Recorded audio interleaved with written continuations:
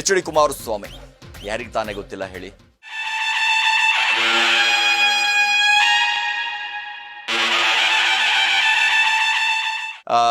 ಸರ್ಕಾರ ಬರದೇ ಇದ್ರೂ ಕೂಡ ಜನರಿಗೆ ಸಹಾಯ ಮಾಡುವಂತಹ ಸಹಾನುಭೂತಿ ಅಂತಾನೆ ಹೇಳ್ಬೋದು. ಜೈ ಜೈ ಜೈ ಕುಮಾರಣ್ಣ, ಜೈ ಜೈ ಕುಮಾರಣ್ಣ, ಜೈ ಜೈ ಜೈ ಕುಮಾರಣ್ಣ.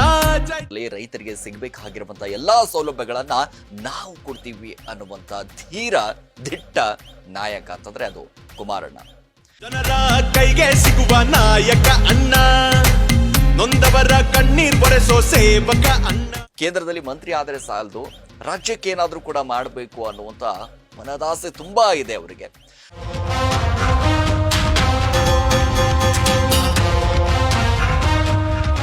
ಕರ್ನಾಟಕಕ್ಕೆ 4,500 ಬಸ್ಗಳನ್ನ ಕೊಟ್ಟಿದ್ದಾರೆ, ಅದು ಕುಮಾರಣ್ಣ.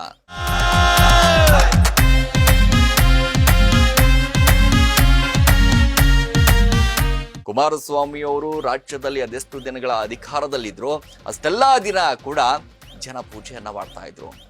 ಅಯ್ಯ ಹೃದಯದಂತೆ, ಮಕ್ಕಳ ಮನಸ್ಸಿನಂತೆ, ಅಂಧರಿಗೆ ಕಣ್ಣು ತಂದ, ವಿಕಲರಿಗೆ ಚೇತನ ತಂದ. ಜಾತ್ಯತೀತ ಜನತಾದಳದ ಪಕ್ಷದ ಒಂದು ಗುರುತು ಇದೆಯಲ್ಲ, ತೆನೆ ಹೊತ್ತ ಮಹಿಳೆ, ಅದರ ಗತ್ತೆ ಬೇರೆ.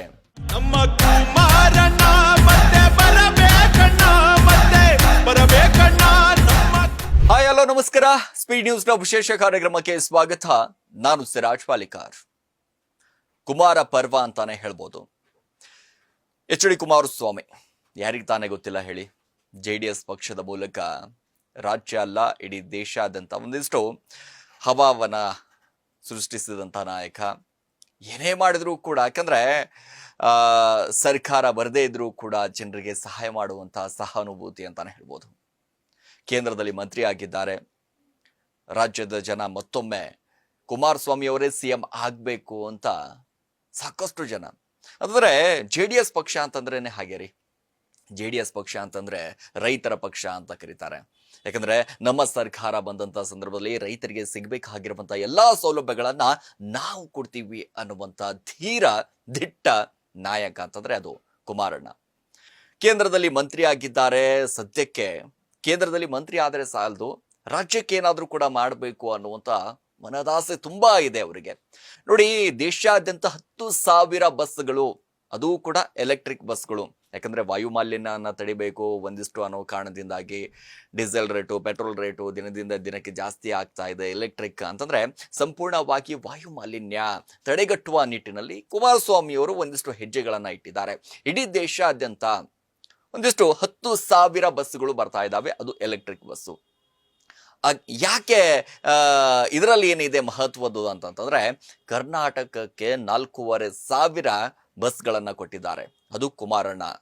ಯಾಕಂದ್ರೆ 4,500 ಇಡೀ 10,500 ಬಸ್ಗಳು ಇಡೀ ದೇಶಾದ್ಯಂತ ಓಡಾಡ್ತಾ ಇದ್ರೆ, ಅದರಲ್ಲಿ 4,500 ಕರ್ನಾಟಕದಲ್ಲಿ ಓಡಾಡುತ್ತಾರೆ.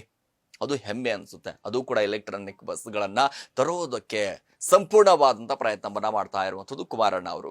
ನೋಡಿ, ಸಾಕಷ್ಟು ಜನ ಅಂತ ಇದ್ರು JDS ಪಕ್ಷ ಇನ್ನೇನು ಅಧಿಕಾರಕ್ಕೆ ಬರೋದಿಲ್ಲ ಬಿಡಿ, JDS ಪಕ್ಷದ ಕತೆ ಮುಗದೆ ಹೋಯ್ತು, JDS ಪಕ್ಷ ಮುಳುಗೆ ಹೋಯ್ತು ಅನ್ನೋಷ್ಟರಲ್ಲೇ ಐ ಆಮ್ ಬ್ಯಾಕ್ ಅನ್ನುವ ರೀತಿಯಾಗಿ ಮತ್ತೆ ರಾಜ್ಯದಲ್ಲಿ ಕೆಲವೊಂದಿಷ್ಟು ಭಾಗದಲ್ಲಿ ತನ್ನ ಪಕ್ಷವನ್ನ ಗುರುತಿಸಿಕೊಂಡು ಕೇಂದ್ರದಲ್ಲಿ ಮಂತ್ರಿ ಆಗಿದ್ದಾರೆ ಕುಮಾರಸ್ವಾಮಿ ಅವರು. ಸಾಕಷ್ಟು ಜನ ಮಾತಾಡ್ತಾ ಇರ್ಬೋದು, ಯಾಕೆಂದ್ರೆ ಏನಪ್ಪಾ JDS ಪರವಾಗಿ ಇದೆಯಾ ಪಕ್ಷ, ಈ ಚಾನಲ್ JDS ಪರವಾಗಿ ಇದೆ, ಹಾಗೆ ಹೀಗೆ ಅಂತ ಅನ್ಕೋತಿರ್ಬೋದು. ಯಾಕಂದ್ರೆ ಕೆಲಸ ಮಾಡಿದವರ ಬಗ್ಗೆ ನಾವು ಹೇಳಲೇಬೇಕಾಗಿರುವಂಥದ್ದು. ಯಾರು ಕೆಲಸ ಮಾಡೋದಿಲ್ಲ ಅವರನ್ನ ನಾವು ಉಗುಳಲೇಬೇಕಾಗಿರುವಂಥದ್ದು, ಅವರನ್ನ ಬೈಲೇಬೇಕಾಗಿರುವಂಥದ್ದು. ನಾವು ಯಾರು ಕೆಲಸ ಮಾಡ್ತಾರೆ, ಯಾರ ಕತೆ, ಅವ್ರಿಗೆಲ್ಲರೂ ಕೂಡ ಹೊಗಳಲೇಬೇಕಾದಂತ ಕರ್ತವ್ಯ ನಮ್ಮದು. ಅಂದ್ರೆ ಜನಗಳ ಮುಂದೆ ಇಡುವಂತ ಕೆಲಸ ನಾವು ಮಾಡ್ತೀವಿ. ಕುಮಾರಸ್ವಾಮಿ ಅವರು ರಾಜ್ಯದಲ್ಲಿ ಅದೆಷ್ಟು ದಿನಗಳ ಅಧಿಕಾರದಲ್ಲಿದ್ರು ಅಷ್ಟೆಲ್ಲಾ ದಿನ ಕೂಡ ಜನ ಪೂಜೆಯನ್ನ ಮಾಡ್ತಾ ಇದ್ರು. ಕುಮಾರಣ್ಣ ಬರ್ಬೇಕ್ರಿ, ರಾಜ್ಯದಲ್ಲಿ ಅಧಿಕಾರಕ್ಕೆ ಕುಮಾರಣ್ಣ ಬರಬೇಕು, ಮತ್ತೆ JDS ಪಕ್ಷ ಬರಬೇಕು ಅಂತ ಅದೆಷ್ಟೋ ಜನ ಈಗಲೂ ಕೂಡ ತುದಿಗಾಲಲ್ಲಿ ಕಾಯ್ತಾ ಇದ್ದಾರೆ. ಯಾಕೆ ಹೇಳಿ? JDS ಪಕ್ಷ ಅಂತಂದ್ರೇನೆ ಹಾಗೆ. ಜಾತ್ಯತೀತ ಜನತಾದಳದ ಪಕ್ಷದ ಒಂದು ಗುರುತು ಇದೆಯಲ್ಲ, ತೆನೆ ಹೊತ್ತ ಮಹಿಳೆ, ಅದರ ಗತ್ತೆ ಬೇರೆ. ಆ ಪಕ್ಷದಿಂದ ಅದೆಷ್ಟೋ ಜನ ಬೆಳೆದಿದ್ದಾರೆ, ಬೇರೆ ಬೇರೆ ಪಕ್ಷಕ್ಕೆ ಹೋಗಿದ್ದಾರೆ. ಆದ್ರೆ JDS ಪಕ್ಷ ಯಾವ ರೀತಿ ಅಂತಂದ್ರೆ ಒಂಥರ ಸ್ಕೂಲ್ ಆಗ್ಬಿಟ್ಟಿತ್ತು. ನಾಯಕರನ್ನ ಕರ್ಕೊಂಡು ಬರೋದು, ಅವರನ್ನ ಬೆಳೆಸೋದು ಮತ್ತೆ ಕಳಿಸ್ಬಿಡೋದು ಅನ್ನುವಂಥ ಪರಿಸ್ಥಿತಿ ಆಗಿತ್ತು. ಆದ್ರೆ ನೋಡಿ, ಕುಮಾರಣ್ಣ ಆಗಿರ್ಬೋದು, ದೇವೇಗೌಡರ ಆಗಿರ್ಬೋದು, ನಿಖಿಲ್ ಕುಮಾರಸ್ವಾಮಿ ಅವರಾಗಿರ್ಬೋದು, ಈಗಾಗಲೇ JDS ಪಕ್ಷಕ್ಕೆ ಹಗಲಿರುಳು ದುಡಿರುವಂತಹ ಕಾರ್ಯಕರ್ತರಾಗಿರ್ಬೋದು, ಈಗಲೂ ಕೂಡ ಒಂದು ಹೋಪ್ ಇದೆ ಅವರಿಗೆ, ಮತ್ತೆ ರಾಜ್ಯದಲ್ಲಿ JDS ಪಕ್ಷ ಬರಬಹುದು, ಮತ್ತೆ JDS ಪಕ್ಷಕ್ಕೆ ನಾವು ಮನ್ನಣೆಯನ್ನ ಕೊಡಬಹುದು. ಯಾಕಂದ್ರೆ ಬೇರೆ ಬೇರೆ ಪಕ್ಷಗಳು ಬಂದಂತ ಸಂದರ್ಭದಲ್ಲೂ ಅವರಿಗೆ ಅನ್ಸುತ್ತೆ, ಯಾಕಪ್ಪ ಇಷ್ಟೊಂದು ಹೀನಾಯವಾಗಿ ಯಾಕೆ JDS ಪಕ್ಷ ಅಂತ್ಯ ಆಗೋಗ್ಬಿಡ್ತಾ, ಕರ್ನಾಟಕದಲ್ಲಿ ಇನ್ಮೇಲೆ ಎತ್ತೆ ಬರೋದಿಲ್ಲ ಅನ್ನುವಂತ ಮಾತುಗಳು ಕೇಳಿ ಬರ್ತಾ ಇತ್ತು.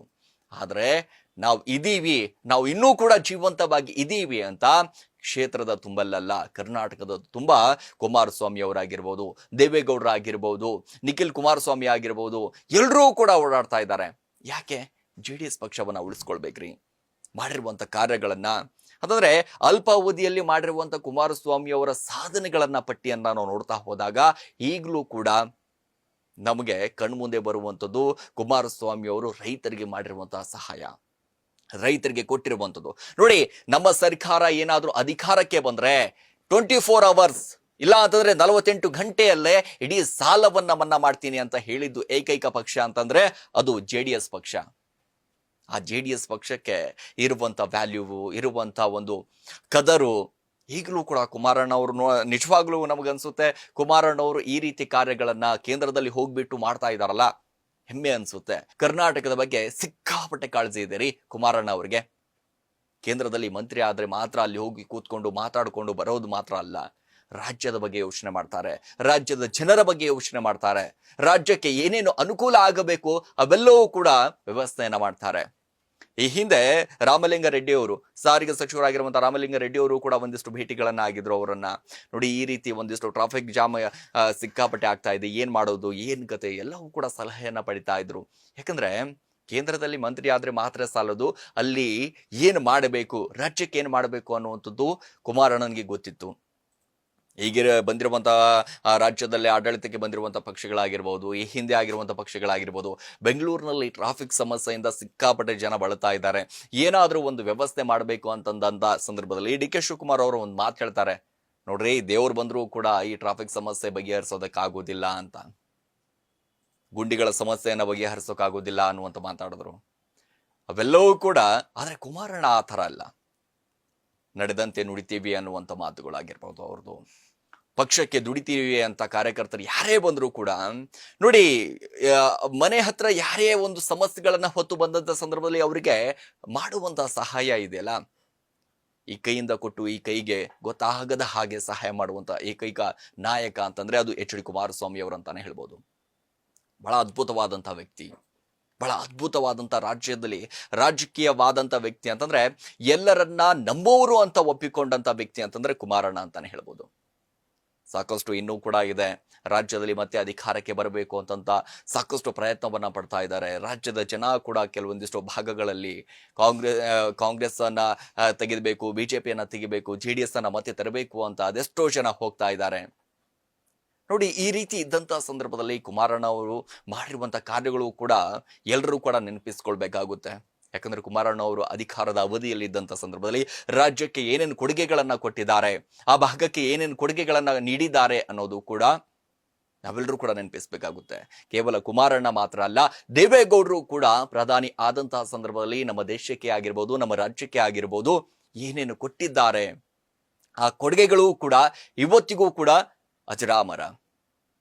ಸಹಜವಾಗಿ ಹೇಳ್ತೀವಿ, ಕೈಗಾರಿಕೆ ಘಟಕ ಆಗಿರ್ಬೋದು, ನಮ್ಮ ಇಡೀ ಕರ್ನಾಟಕದಾದ್ಯಂತ ಕೈಗಾರಿಕಾ ಘಟಕ ಆಗಿರ್ಬೋದು, ಇವೆಲ್ಲವೂ ಕೂಡ ನೋಡ್ತಾ ಹೋದಾಗ ದೇವೇಗೌಡರು ನಮಗೆ ನೆನಪಿಗೆ ಬರ್ತಾರೆ.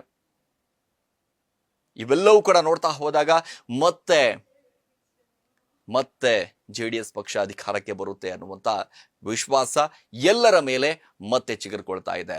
ಆ ಕೆಲಸಗಳನ್ನ ಮತ್ತೆ ಕುಮಾರಸ್ವಾಮಿ ಅವರು ಮಾಡ್ತಾ ಇದ್ದಾರೆ. ರಾಜ್ಯದ ಜನರಿಗೆ ಅಭಿವೃದ್ಧಿ ಕೆಲಸಗಳನ್ನ ಮಾಡ್ತಾ ಇದ್ದಾರೆ. ಕೇವಲ ಬಸ್ಗಳು ಮಾತ್ರ ಅಲ್ಲ, ಸಾಕಷ್ಟು ವ್ಯವಸ್ಥೆಗಳು ಕೂಡ ಇವಾಗ ಮಾಡ್ತಾ ಇರುವಂತದ್ದು. ರಾಜ್ಯಕ್ಕೆ ಏನು ಕೊಡಬೇಕು ಅನ್ನುವಂತ ತಂತ್ರಗಾರಿಕೆಯು ಕೂಡ ಕೇಂದ್ರದಲ್ಲಿ ಕೂತ್ಕೊಂಡು ಮಾಡ್ತಾ ಇದ್ದಾರೆ. ಸೊ ಕೇವಲ 10,000 ಬಸ್ಗಳು, 10,500 ಬಸ್ಗಳು ಇಡೀ ದೇಶಾದ್ಯಂತ ಓಡಿದ್ರೆ ಕರ್ನಾಟಕದಲ್ಲಿ 4,500 ಬಸ್ಗಳನ್ನ ಓಡಾಡುವಂತ ತಾಕತ್ ಕೊಟ್ಟಿದೆ ಕುಮಾರಣ್ಣ ಅಂತಾನೆ ಹೇಳ್ಬೋದು. ಎಸ್, ಇದಾಗಿತ್ತು ಇವತ್ತಿನ ವಿಶೇಷ. ನಿರಂತರ ಸುದ್ದಿಗೆ ನೋಡ್ತಾ ಇರಿ ಸ್ಪೀಡ್ ನ್ಯೂಸ್ ಕನ್ನಡ. ಸುದ್ದಿ ನಿಮ್ಮದು, ವೇಗ ನಮ್ಮದು. ಹೆಚ್ಚಿನ ಸುದ್ದಿಗಳಿಗಾಗಿ ನಮ್ಮ ಚಾನೆಲ್ನ ಸಬ್ಸ್ಕ್ರೈಬ್ ಮಾಡಿ.